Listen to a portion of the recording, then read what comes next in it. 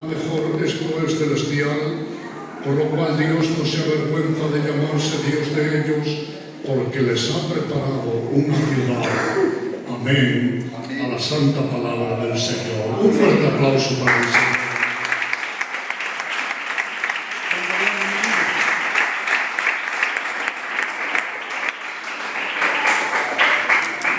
Ya ven que la escritura es preciosa.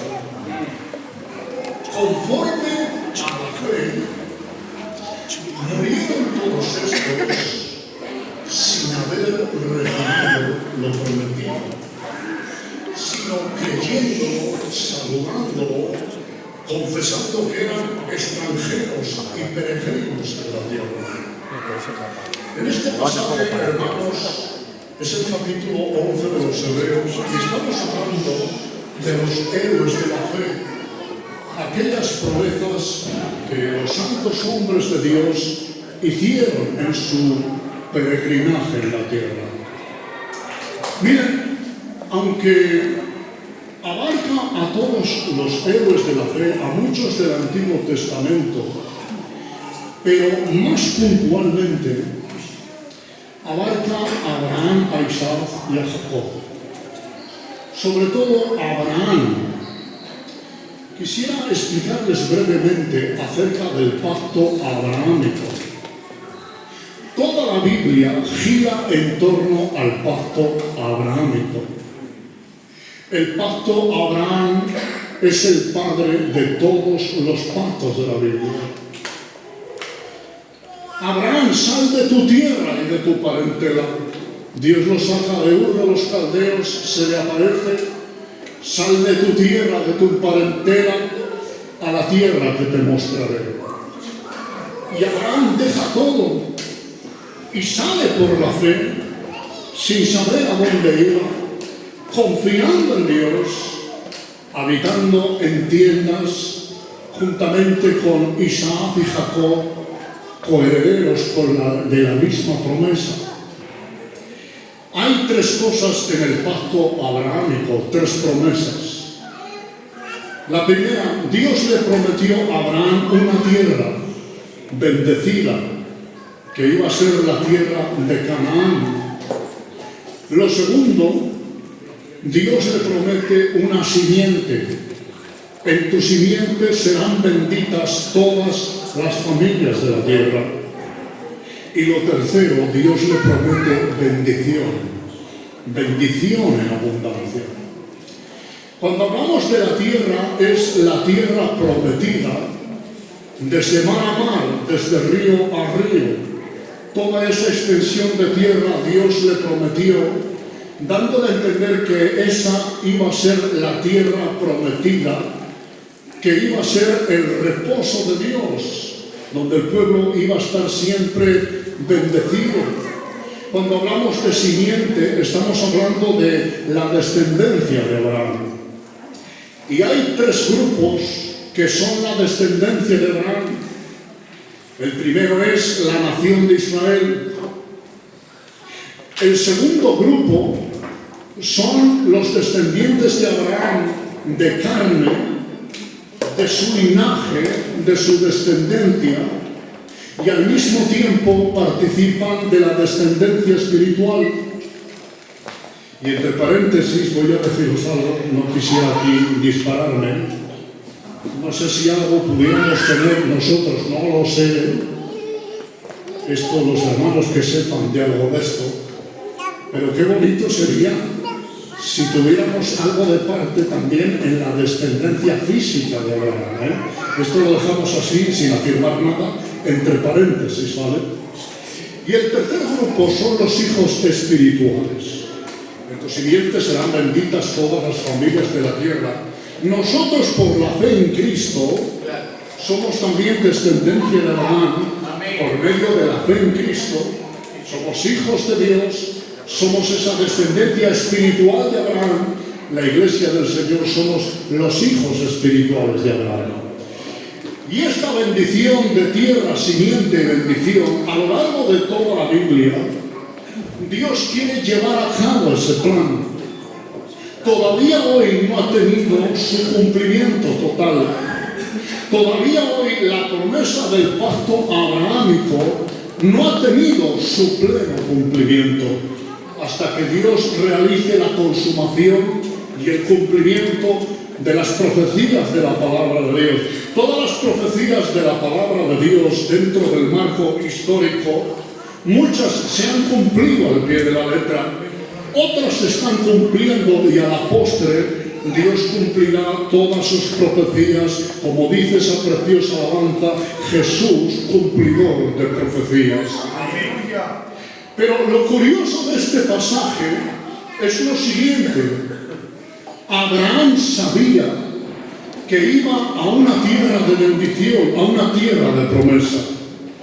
Pero si uno fondea en el pacto abrahámico, en varias revelaciones y encuentros que Abraham tuvo con Dios, Dios le mostró el futuro de muchas cosas. ¿Recuerdan cuando Abraham dividió las víctimas y estaba ofreciendo ese sacrificio? Apareció una antorcha de fuego pasando por el medio de aquellos sacrificios y Dios estaba estableciendo ese pacto con Abraham. Y ahí le dice: a tu simiente, a tus descendencia le daré esta tierra, pero mira, vivirán 400 años esclavos en esta tierra y después yo les visitaré, porque el propósito era darles esa tierra. Y en esa nube de oscuridad, en ese profundo sueño que cae sobre Abraham, esa oscuridad nos habla de la esclavitud en Egipto. Pero no solamente eso, sino también de los grandes problemas y dificultades que iba a tener la descendencia de Abraham. Esa oscuridad, ese profundo sueño que cae sobre Abraham, representa toda la lucha espiritual. Dice que las aves de rapiña estaban atacando el sacrificio, y eso nos habla de ese ataque de parte del enemigo para impedir el pacto y las promesas de Dios. Pero sobre todas las cosas, Dios, en medio de todo eso, le muestra a Abraham una antorcha encendida por el medio del sacrificio, representando la presencia de Dios, y un fuego que ardía como un horno ardiente, y eso representa la presencia de Dios. Eso nos habla, hermanos, que a través de la historia Dios ha estado con el pueblo del Señor. A pesar de las persecuciones, de los martirios, de las esclavitudes, el pueblo del Señor ha soportado ser subyugado por imperio, por naciones, y también la iglesia del Señor estamos en guerra y en conflicto espiritual. Como dijo nuestro Señor: yo edificaré mi iglesia, pero las puertas del Hades no prevalecerán contra ella. Amén. Y hoy en día también estamos en guerra espiritual. Hoy en día estamos en conflicto espiritual. Estamos luchando contra el mundo con sus problemas, los desafíos de esta vida, los problemas económicos. Estamos luchando contra las enfermedades, contra las dolencias, los tratamientos de los médicos. Estamos luchando con las pruebas que pasamos, con las dificultades. Pero siempre recuerda algo, que en medio de la oscuridad de este mundo, a pesar de que somos extranjeros y peregrinos en esta tierra, a pesar de que estamos batallando contra viento y marea, a pesar de que los cuatro vientos del cielo están combatiendo en el gran mal y las fuerzas espirituales de maldad están haciendo guerra contra la iglesia, pero confiamos en su promesa cuando Él dijo: yo edificaré mi iglesia y las puertas del Hades no prevalecerán contra ella. Por nuestras fuerzas no, por nuestra energía no, por nuestros recursos no, pero con su presencia sí, con su gloria sí, con su victoria sí, con su triunfo sí. Y a pesar de la oscuridad, el fuego de Dios, la luz de Dios, la fuerza de Dios, la luz de Dios y su energía están con nosotros para que pronto alcancemos la tierra prometida en el nombre del Señor. Amén. Dios le mostró a Abraham un futuro escatológico. Miren, En el capítulo 8 de Juan, unos judíos interrogan a Jesús y le están hablando de su padre Abraham. Hijos de Abraham somos. Y Jesús les responde: antes que Abraham fuera, yo ya soy. Ahí tenemos la preexistencia de Cristo. Ni siquiera tienes 50 años. ¿Cómo dices que antes que Abraham fuera, tú ya eras? ¿Acaso eres mayor que nuestro padre Abraham? Y ahora lanza algo Cristo: Abraham vio mi día y se gozó. Abraham, en las revelaciones que él tuvo y en los encuentros de Dios con Dios que él tuvo, Dios le mostró un mundo de familias benditas. Cuando le dijo: en tu simiente serán benditas todas las familias de la tierra. Y cuando Cristo dice: Abraham vio mi día y se gozó, quiere decir que Abraham vio un mundo de familias benditas. Un mundo donde no había enfermedades. Un mundo donde la tierra iba a ser bendecida, lo más parecido al huerto del Edén. Y eso es lo que Abraham vio en un futuro escatológico. Vio los tiempos del milenio, los tiempos del Mesías reinando en la tierra, un mundo de familias benditas. Pero vamos allá, más allá. No solamente vio eso. Dice: esperaba la ciudad que tiene fundamentos, cuyo arquitecto y constructor es Dios. Dice: esperaban una patria. Dice: si hubiera sido terrenal esa patria que esperaban, tiempo tendrían de volver, pero esperaban una mejor, esto es celestial. Quiere decir lo siguiente, que lo que ve Juan en el libro de Apocalipsis, capítulo 20, capítulo 21, cuando describe esa nueva Jerusalén, cuando habla de las medidas de la ciudad, cuando habla de esas calles de oro, cuando habla de esas puertas de perlas, cuando describe toda la belleza, Abraham ya tuvo una revelación de esa ciudad celestial. Por eso es la razón de que tenían tanta fe. Abraham lo transmite a Isaac, Isaac lo transmite a Jacob, y así a esa descendencia transmitieron ese mensaje acerca de una ciudad celestial cuyo arquitecto y constructor es Dios. Por eso tenían tanta fe, por eso moraban en tiendas, por eso miraban hacia el futuro. No les importó seguir avanzando porque tenían tanta fe, tenían tanta esperanza, porque anhelaban entrar en esa tierra, en esa patria celestial. Amén. Y lo que estamos tratando en esta tarde es lo siguiente: conforme a la fe murieron todos estos sin haber recibido lo prometido. Pero ¿qué clase de fe tenían? ¿Qué clase de fuerza espiritual? ¿Qué clase de convertimiento, de valor y de creencia en Dios? Que aun muriendo sin recibir lo prometido en esta vida, dice, no les importó. Lo miraban de lejos, lo saludaban. O sea que el partir de esta vida no, hermanos, no hacía disminuir su fe, ni hacía disminuir. Sabían, hermanos, que era dar un salto a la eternidad, pero eso no les hacía echarse para atrás. Dice, aunque no lo recibieron lo prometido, dice, pero no les importaba. Partían saludándolo, partían mirándolo de lejos, partían confesando que eran extranjeros y peregrinos. Y debido a tanta fe, debido a tanta confianza y a tanta creencia en el Señor, dice, por lo cual Dios no se avergüenza de llamarse Dios de ellos, porque les ha prometido una ciudad, esto es celestial. Viendo el Señor tanta fe, viendo el Señor tanta confianza, decía el Señor, estos son míos, a estos no me los toca nadie, porque sin ver creen en mí. Parten sin haber recibido las promesas en esta vida presente, pero eso no les mueve. Saben que cuando parten yo los cojo de mis manos y me los llevo a mi presencia. Y saben con toda confianza que en un futuro se van a cumplir todas estas promesas que Dios les ha prometido. Por eso Dios no se avergüenza de llamarse Dios de ellos, porque les ha prometido una ciudad. Amén. Este pasaje del capítulo 11 de los Hebreos, cuando usted vaya a su casa, por favor léalo.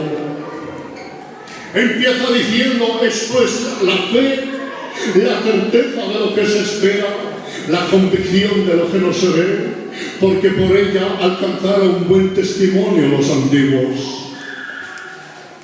Por la fe Abel ofreció mejor sacrificio que Caín. Por la fe cayeron los muros de Jericó. Por la fe Noé preparó el arca y estuvo muchos años construyéndola y confiando en el Señor, pero a pesar de todo, él y su familia fueron salvos de aquel diluvio. Por la fe Moisés rehusó llamarse hijo de la hija de Faraón, porque tuvo por mayores riquezas el vituperio de Cristo que gozar de los deleites temporales del pecado, porque se sostuvo como viendo al invisible y tenía la mirada puesta en el galardón. Esto ya es tremendo. Caminó Enoc con Dios. Amén. Y no vio muerte, fue traspuesto, porque tuvo testimonio de haber agradado a Dios. Amén. Entre paréntesis, pido a Dios que nosotros seamos como Enoc. Amén. Que antes de que llegue algo, Dios nos arrebate. Amén. Y nos lleve a su presencia y que sea caminando con Él, hermanos. Que nos pille en un culto mejor aquí, adorando al Señor, pero que seamos como Enoc pronto, que seamos traspuestos, que seamos arrebatados. Y tengo la fe en esta tarde, lo digo con seguridad, creo que nosotros somos esa generación que va a venir Cristo por nosotros y antes Dios nos va a llevar a su presencia. Le digo en esta tarde: ven, Señor Jesús. El Espíritu dice ciertamente: vengo en breve, pero nosotros le decimos: ven, Señor Jesús. Amén. Y así continúa la palabra del Señor, hablando de personajes que son los héroes de la fe, que mostraron esa entereza cristiana. Y ahora el autor de Hebreos dice lo siguiente: ¿y qué más digo?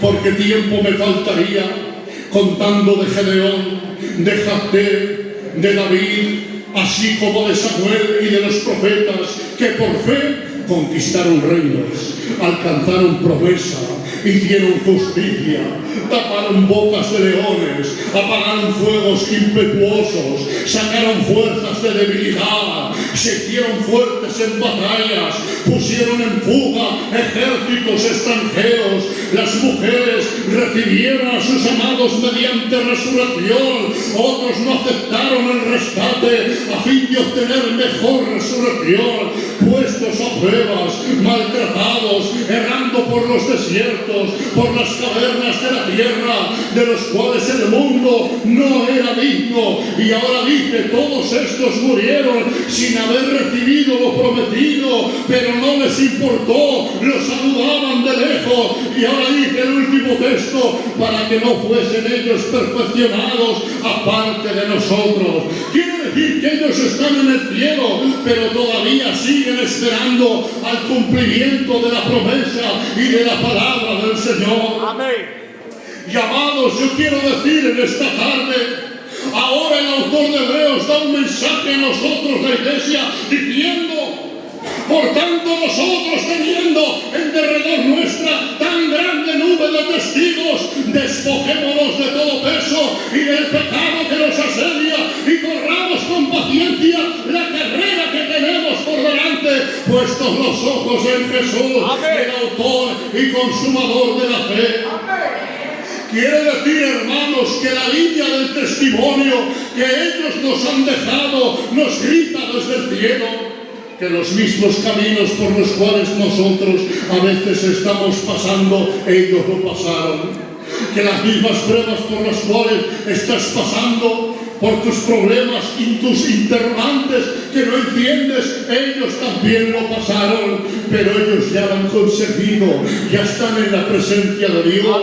Y les preguntamos, ¿cómo pudisteis alcanzarlo? ¿Cómo pudisteis atravesar valles, montes, pruebas, dificultades? ¿Cómo lo lograsteis? Ellos nos dirían, hubo un Dios que nos enseñó a luchar, hubo un Dios que nos enseñó a pelear, hubo un Dios que nos hizo fuertes en batallas, que nos hizo sacar fuerzas de debilidad. Iglesia de Vitoria, ese es el Dios que tienes, es el Dios que te aprende a luchar. Muchas veces dices, ¿por qué aguantas tanto? ¿Por qué soportas tanto? ¿Por qué estás aquí combatiendo contra viento y marea? ¿Es por nuestras fuerzas? No. ¿Es por nuestra energía? No. Es porque cada día Él nos toma de la mano derecha y Él cada día nos fortalece, Él cada día nos unge. Y cuando piensas que estás a punto de ser derribado, cuando el enemigo te tiene contra las cuerdas y estás a punto de caer y esperas que el enemigo te dé el último golpe, en ese momento viene la energía de Dios, viene la fuerza de Dios, y eres tú quien golpeas al enemigo, eres tú, y aguantas y metes, porque de Dios es la victoria en el nombre del Señor. Gloria a su santo nombre. Amén. Gloria a su santo nombre. Amén. Hace poco, hermanos, estuve leyendo un libro muy bonito, que es el libro del progreso del peregrino. Un libro muy famoso, que se ha leído durante muchos años. Juan Bunyan, que estuvo preso y allí vinieron 1000 chispas a su mente y empezó a escribir. Y creedme que leyendo esta historia del peregrino me he quedado fascinado. Es precioso. Miren, este hombre se entera de que vive en una ciudad de destrucción, de que los habitantes de su ciudad van a ser destruidos prontamente porque la ira de Dios va a caer sobre la ciudad. Y él escapa de la ciudad de destrucción. Sus familiares y amigos se burlan de él, pero él, como tiene fe en Dios y sabe que todo es verdad, él coge su carga y va camino fuera de la ciudad de destrucción a una ciudad que se llama Jerusalén, la celestial. Y la historia trata lo siguiente: atraviesa montañas, atraviesa desiertos, atraviesa ríos, y tiene que enfrentarse a enemigos que lo quieren acompañar en el camino, que son la duda, que son la frialdad, que es la falta de fe, que es, hermanos, las vanidades de esta vida y de este mundo, también las enfermedades, las pruebas, a veces lo apresan. Pero después del tiempo que ha atravesado ríos, que ha atravesado montañas, que ha atravesado valles y que ha atravesado muchas pruebas, a pesar de todo ello, siempre había una presencia, y de vez en cuando había un varón a su lado. Era la persona de nuestro Señor Jesucristo, que iba detrás fortaleciéndole y animándole. Y cuando no podía más, Dios le envía algún compañero también para ayudarle a librar la carga. Pero lo más importante de todo, ya cansado, ya después agotado de tanto camino, al final de todo eso, él había guardado un diploma que se le había dado al principio. Era el diploma de la fidelidad a Dios, era el diploma de la aprobación de Dios. Y cuando llega a las puertas de la ciudad celestial, enseña el diploma de fiel a Dios, enseña el diploma de haber guardado la fe de Dios, y se le abren las puertas de la ciudad y una voz que le dice: pasa, en lo poco has sido fiel, en lo mucho te pondré, entra al gozo de su Señor. Ve ángeles alrededor del trono, ve siluetas celestiales, pero allí al fondo de la ciudad celestial, de esa ciudad de oro, donde todo resplandecía. Ve a Dios Padre sentado en su trono y a los ejércitos celestiales aplaudiendo y consiguiendo la victoria, consiguiendo el triunfo. Amado, lo que te estoy contando no es un libro de ciencia ficción, es la verdad que te espera, la realidad de la palabra de Dios. Eres ciudadano del cielo, eres ciudadano de la nueva Jerusalén. Maranata, Cristo viene, pronto nos vamos, pronto se te van a abrir las puertas de la ciudad celestial. Y pronto vamos a ver su rostro, vamos a ver sus ojos, le vamos a abrazar y le vamos a decir: Padre, ya estamos contigo por toda la eternidad. Gloria a su santo nombre. Miren, hermanos, el otro día, no sé, estaba paseando por la calle y allí en Miranda, cuando paseaba a la altura de la estación de tren, había llovido y de repente salió el sol en las nubes y apareció un arco iris precioso. Y empecé a mirar ese arco iris y me invadió la presencia de Dios de una manera sorprendente. Pero a medida que yo estaba mirando ese arco iris,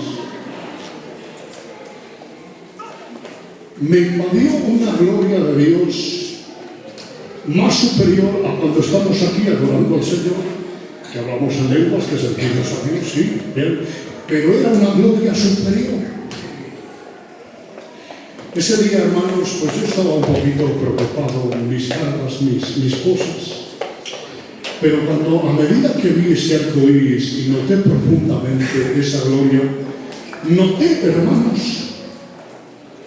como un destello del cielo. Y noté como una gloria celestial. Me sentí despojado de todas mis cargas, de todas mis preocupaciones. Y noté el gozo del cielo. Noté la gloria del cielo. Digo: Señor, ¿qué es esto? Pero ¿qué es tanta gloria? ¿Qué es tanta felicidad? A medida que yo veía los colores del arco iris, decía: pero ¿qué es tanta gloria? ¿Qué es tanta felicidad que siento? Hermanos, no sé, me duró como unos minutos, pero me sentí como en el cielo, una plenitud de una gloria, de un gozo. Me sentía la persona más feliz del mundo, me sentía como entrar en el cielo. Y hermanos, cuando pasan cosas de estas, tenemos que ir a la Biblia. Y cuando fui a casa estuve buscando el arco iris en la Biblia. Y miren, hermanos, sabemos que es el pacto de Dios con Noé, cuando viene el diluvio, cuando sale Noé del arca y le dice Dios: este es mi pacto, se verá mi arco entre las nubes acerca de mi misericordia para con el hombre. Pero después estuve leyendo en el libro de Apocalipsis que alrededor del trono de la gloria de Dios, donde hay seres vivientes, 24 ancianos, hay un arco iris por encima del trono. Y también me vi al libro de Ezequiel, capítulo 1. Este capítulo es sorprendente cómo describe la gloria de Dios. Nos habla, hermanos, de ese trono, nos habla de las ruedas del trono, nos habla de querubines que escoltan la gloria de Dios. Y Ezequiel dice: y vi en el trono una figura semejante al zafiro ardiendo el fuego. Así era la figura que vi sentada en el trono. Dice: y el resplandor que rodeaba el trono era un arco iris semejante al que vemos cuando llueve y cuando salen las nubes. Así era semejante ese arco iris que yo vi al lado, alrededor de la gloria de ese trono. Entonces pude entender lo siguiente: que ese arco iris que a veces vemos en el cielo es un reflejo de la gloria de Dios. Amén. Si uno se da cuenta, no son colores de este mundo, es un reflejo de esa gloria. Amén. Y yo digo, hermanos, si yo siendo humano, siendo carnal, todavía que estamos en este mundo y en este cuerpo de carne, de alguna manera he podido percibir, no lo sé, una pequeña lucecita, una vislumbre, no sé lo que realmente fue, lo único que te puedo decir es que me sentía como que no pisaba el suelo, sentía la gloria del cielo, sentía una plenitud de felicidad. Digo, Señor, esto es como estar en el mismo cielo, de tanto gozo, de tanta alegría que siento. Y hermanos, voy a confesaros algo, últimamente le estoy diciendo al Señor más que nunca, ven ya, Señor, Amén. no tardes más, vente ya, queremos que ya vengas, queremos ya estar contigo en esa ciudad de Jerusalén, en ese arcoíris de gloria, en ese cielo que tienes preparado para nosotros. Y la buena noticia es esta, pronto se va a producir ese arrebatamiento. No es ciencia ficción, no hay mayor verdad en este mundo que la santa palabra de Dios. Amén. Se va a cumplir, hermanos. ¿Ustedes se acuerdan cuando se apagó la luz el otro día? Amén. Que parece ser, hermanos, que se acababa el mundo. ¿A qué te asustaste? Que parece ser las horas que duró el apagón, hermanos, como que el mundo se venía abajo, esa expectación. Y yo decía, parecido va a ser el arrebatamiento. Yo decía, si el mundo se ha paralizado en 3 o 4 horas, ese susto, la gente corriendo al Mercadona comprando alimentos, la gente comprando cargadores móviles, comprando bombillas, la gente buscando preparación. Y digo, esta clase de expectación y de sensación es la que se producirá todavía más fuerte cuando se produzca el rapto de la iglesia. Y yo pensé, es que algún día tiene que ser, algún día va a pasar, no va a tardar mucho, cualquier día nos vamos de este mundo. Y el Espíritu quiere preparar a la iglesia, el Espíritu quiere santificar a la iglesia, el Espíritu dice que nos consagremos más que nunca, que vivamos cerca de Dios más que nunca, que entreguemos nuestra vida a Cristo más que nunca, porque el Espíritu dice, vengo en breve, vengo en breve, vengo en breve. La esposa decimos, ven Señor Jesús, ven Señor Jesús, ven Señor Jesús, ¡Maranatha! Cristo viene, nos vamos con Él, en el nombre del Señor. Un aplauso en que Dios